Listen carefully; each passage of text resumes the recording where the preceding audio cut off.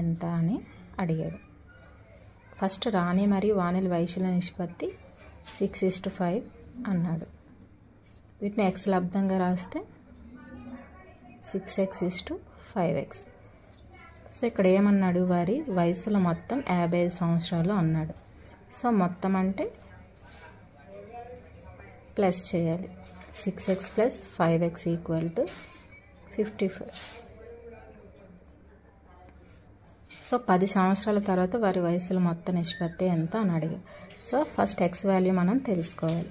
6x + 5x 11x. x = 55/11. So x value 5. So ఏం అడిగాడు, 10 సంవత్సరాల తర్వాత వారి వయసుల నిష్పత్తి అని అడిగాడు.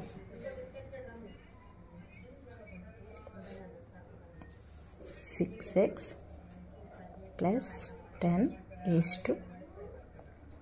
5x + 10.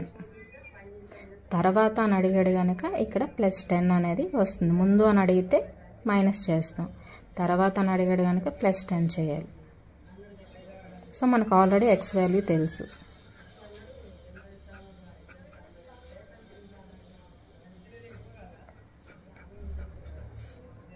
(6 5 30) + 10 25 + 10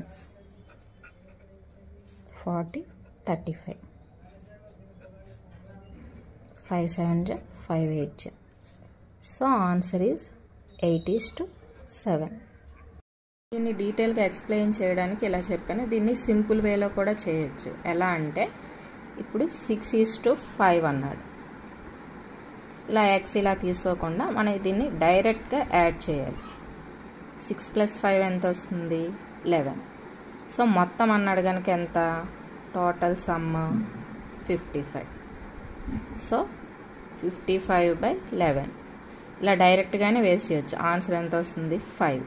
ఈ 5ని ఇక్కడ యాడ్ చేయాలి. ఎంత ఇచ్చాడు, నిష్పత్తులు ఇచ్చాడు కదా. 6 × 5 = 5 × 5. ఇక్కడ రాణి వాణిల వయసు వస్తుంది అనమాట. ఎంత వస్తుంది, 30:25 అని వస్తుంది. అక్కడ మనకి ఏం అడిగాడు, 10 ఇయర్స్ తర్వాత అడిగాడు కాబట్టి +10 యాడ్ చేస్తాం. 40:35 7 8. ఇలా చేసుకుంటే మనకి చాలా సింపుల్గా ఆన్సర్ వస్తుంది.